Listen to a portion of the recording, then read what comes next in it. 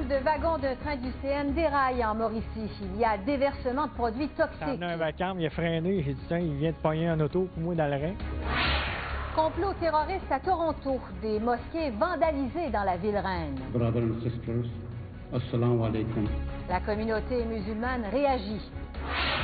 Les spécialistes se prononcent, Montréal n'est pas à l'abri du terrorisme. C'est une question de temps. Même aujourd'hui, on ne sait pas, mais ça peut être en train de se dérouler. Bonsoir, Mesdames, Messieurs. On pousse un immense soupir de soulagement ce soir en Mauricie. Un important déraillement de train de marchandises tout près de Louisville a tenu les autorités en état d'alerte tout l'après-midi. Je retrouve Maxime Landry et Ghislain Morissette. Bonsoir à vous deux. Bonsoir, Esther. Maxime, d'abord du Haut-Désert, vous avez pu constater que c'est majeur, hein? C'est très important. Vous allez voir ces images tournées à bord de l'hélico TVA. C'est donc une quinzaine de wagons, la plupart des wagons citernes qui se sont finalement empilés les uns sur les autres. Scène évidemment très spectaculaire pour les premiers secouristes qui sont arrivés sur place sur le coup de 13 heures. Ça se passe entre Saint-Paulin et Charette. C'est à peu près une trentaine de kilomètres au nord du fleuve Saint-Laurent. Et vous voyez qu'immédiatement, on a mobilisé beaucoup de services d'urgence. Pensez entre autres aux pompiers du secteur, à la Sûreté du Québec, aux gens d'urgence environnement notamment, parce que vous le constatez avec cette flaque, entre autres, d'hydrocarbures. C'est du diesel qui s'est mis à fuir des citernes en question, des citernes qui se sont fissurées. Et le problème, c'est qu'à quelques mètres de là, il y a un cours d'eau important, ce qu'on appelle la rivière du Loup. Et donc, ce déversement d'hydrocarbures affecte la rivière et ça s'en va directement dans le fleuve Saint-Laurent. Donc, les spécialistes ont été appelés sur place. On a créé à un certain moment donné un risque d'explosion parce que vous l'avez vu, il y avait des fils électriques qui bordaient la voie ferrée et certains de ces fils-là ont été emportés par les wagons dans leur course. On a donc demandé une coupure de courant dans le secteur, évidemment, pour éviter tout risque d'explosion. N'empêche, déjà, dès le départ, on a établi un très large périmètre de sécurité. Par mesure d'urgence, on décrète immédiatement, lorsqu'il y a déversement d'hydrocarbures de la sorte dans un déraillement de train, un périmètre de 700 mètres. Donc, vous voyez que c'est quand même très, très important.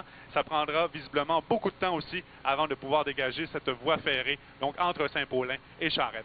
Oui, parce que merci beaucoup, Maxime. On vient de le voir, les dégâts sont majeurs. Ghislain, justement, il faut tout nettoyer. Qu'est-ce qui arrive là à partir de maintenant? Bien, écoutez, il y a déjà des équipes du CN qui sont arrivées sur place. On parle de grandes grues qui sont là. On a vu arriver également des rails avec des dormants de chemin de fer qui sont déjà arrivés pour permettre justement la reconstruction de la voie ferrée le plus rapidement possible et avec les grues, remettre tout ça en place. Il y a aussi, je ne sais pas si vous êtes encore sur moi, si vous avez derrière moi des images des camions-citernes qui sont arrivés. Il y en a plusieurs qui sont arrivés. Pour l'instant, on les voit, effectivement. Bon, alors, il y en a plusieurs. On en aura besoin d'au moins une douzaine pour récupérer le diesel qu'il y avait à l'intérieur du wagon qui s'est complètement vidé.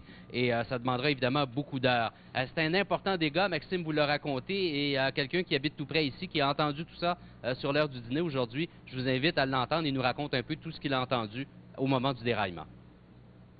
Ça a amené un vacarme, il a freiné. J'ai dit, tiens, il vient de pogner un auto pour moi dans le rein. Puis là, à un moment donné, ça a amené un vacarme plus fort, mais plus loin. Là, j'ai dit, il se passe de quoi à l'autre bout? J'ai voulu aller voir, mais j'ai pas eu le temps. Mais c'est l'urgence, ça s'est rendu plus vite que moi.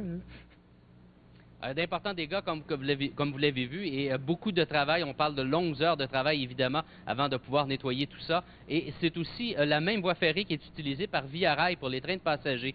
Donc, évidemment, pour l'instant, il n'y a aucun train de passagers qui peut circuler ici. Par contre, on sait qu'il y a environ 3 voyages par semaine ou 3 trains qui circulent ici par semaine environ. Donc, est-ce que c'est aujourd'hui, demain? Je n'ai pas eu cette information-là encore. Mais pour ce qui est des trains de passagers, évidemment, pour le moment, ça ne peut pas circuler. On parle des trains de passagers qui relient Montréal au Lac-Saint-Jean et également du côté de l'Abitibi. Les deux passent par ici. Alors, on va suivre tout ça. On aura les dernières informations à 22 h. Merci beaucoup, Ghislain Morissette. Au revoir. Au revoir. L'onde de choc provoquée par l'opération antiterroriste de Toronto, dont on parle depuis hier, continue de se propager dans tout le pays. Une mosquée de la ville a été vandalisée quelques heures après les 17 arrestations. Charles Faribault, ça sent les représailles, hein? Oui, Esther, parce que ça s'est produit dans la nuit de samedi à dimanche, donc quelques heures après l'annonce de ces 17 arrestations-là. Et il y a 28 fenêtres qui ont été brisées. Il s'agit d'un important lieu de culte. Il y a plus de 5000 fidèles qui s'y rendent à chaque vendredi. Et la police ne relie pas pour l'instant ces événements, mais les probabilités sont assez bonnes. La police a aussi tenu à faire le point avec les membres de la communauté pour rappeler que les motivations des terroristes n'étaient pas religieuses mais politiques. Si vous voulez, on va écouter un imam de Toronto. Any threat to Canada poses a threat to Muslims in Canada as well. And thus, we are relieved that the alleged plans to attack targets in Canada were thwarted. Pour ce qui est de l'enquête, maintenant, Charles, on a de nouvelles informations ce soir. Tout a commencé il y a plus de 2 ans par une surveillance sur Internet. Voilà, exactement. Ce sont 2 adolescents qui échangeaient des messages anti-occidentaux. Et on a appris qu'il y avait eu auparavant 18 arrestations au Canada, au total, mais aussi en Grande-Bretagne, aux USA, au Danemark, en Suède, en Bosnie, au Bangladesh. Bon, maintenant, Charles, ici à Montréal, cette menace terroriste, ça a fait beaucoup réfléchir. Hein? Ben, Esther, c'est pas tellement de savoir si ça va se passer, mais quand est-ce que ça va se passer?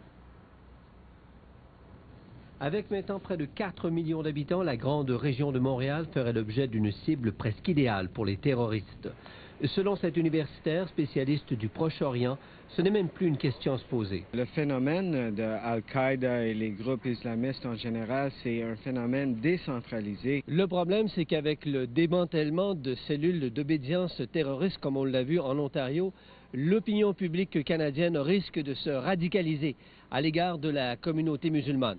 C'est un risque. On a déjà commencé à voir ce phénomène aux Pays-Bas avec les événements qui se sont passés aux Pays-Bas. On voit la communauté hollandaise, ça s'est polarisé. Selon le maire de Montréal, Gérald Tremblay, qui participait au congrès de la Fédération canadienne des municipalités, il n'y a pas de lien à faire entre les cellules terroristes ontariennes et des groupes installés dans la métropole. L'information que nous avons ne nous porte pas à croire qu'il y a un lien entre l'événement de Toronto et les spéculations sur Montréal.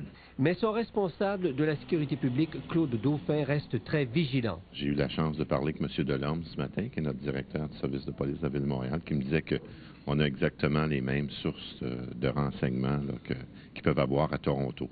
Alors on suit ça là, de minute en minute. Le ministre responsable des infrastructures, Laurence Cannon, qui participait au même congrès, a rappelé que le fédéral avait augmenté tout récemment les budgets de sécurité. Le budget du gouvernement du Canada, tout près de 95 millions de dollars qui seront injectés cette année pour augmenter la sécurité dans le transport en commun et au niveau du rail. Le chef du Bloc québécois, Gilles Duceppe, de son côté, qualifie la situation de sérieuse et reconnaît que Montréal pourrait être ciblé à son tour. On ne fait pas exception. Ça s'est passé ailleurs, ça pourrait se passer ici. Le gouvernement du Québec ne réagit pas pour l'instant. Il le fera demain matin par la voix du ministre responsable de la Sécurité publique, Jacques Dupuis. Charles Faribault, TVA, Montréal. Toujours pas de verdict au procès de Charles Guité. Ça fait déjà 5 jours que les membres du jury délibèrent et cet après-midi, ils ont demandé au juge s'il était possible de revoir les plaidoiries de la couronne et de l'accusé, une requête que le magistrat a refusée. Ils sont donc retournés en salle pour déterminer la culpabilité ou non de Charles Guité. Je vous rappelle que Charles Guité, qui se défend seul, est accusé d'avoir fraudé le gouvernement pour 1 200 000 $. Un homme de 35 ans est mort après avoir plongé avec sa voiture du haut des chutes de la Chaudière à Lévis. Le drame s'est produit la nuit dernière. L'automobiliste a fait une chute de plus de 60 mètres avant de s'écraser sur le capot contre le roc. Une délicate opération a suivi pour dégager la victime, puisque le véhicule était à moitié immergé dans l'eau. Il aura fallu plus de 3 heures pour remorquer la voiture.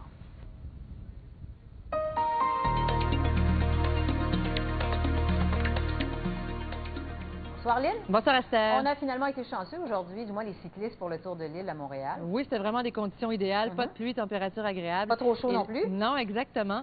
Donc ça s'améliore même pour demain. Le système se déplace vers l'est et les nuages quitteront graduellement nos secteurs. Donc on regarde tout de suite ce que ça donne pour tout le Québec en commençant par le sud-ouest. Alors encore couvert ce soir à Montréal, quelques averses pour les cantons de l'est. Ailleurs, ce sera calme avec des minimums de 9 à 14 degrés. Demain, alternance soleil-nuages pour tous les secteurs. Les vents seront légers. Le mercure sera à la hausse pour dépasser les normales à nouveau avec des maximums de 22 à 24 degrés. Pour le centre et l'est, ce soir, on a de la pluie aux îles de la Madeleine. Ailleurs, quelques nuages tout au plus. Minimum qui varieront de 9 à 12 degrés. Et demain, toujours de la pluie aux îles de la Madeleine. Ailleurs, une belle journée mélange soleil-nuages avec des maximums de 14 à 23 degrés. Si on se déplace plus au nord, ce soir, le ciel se dégage à Fermont. Quelques nuages pour les autres régions avec des minimums de moins 1 à 10 degrés. Et demain, encore quelques averses en après-midi du côté de la baie James et de belles conditions avec du soleil partout ailleurs avec des maximums de 15 à 27 degrés. Donc voilà, Esther, demain, une très, très belle journée. Et pour les prochains jours, ça s'annonce encore très ensoleillé. Profitez-en bien. Merci beaucoup, Lynn. Bonne soirée. Au revoir. Alors voilà, c'est tout pour cette version écourtée du TVA 18h. On retourne maintenant au Téléthon Opération Enfant Soleil. Je vous retrouve avec un bulletin d'information complet à 22h ce soir. Alors à plus tard.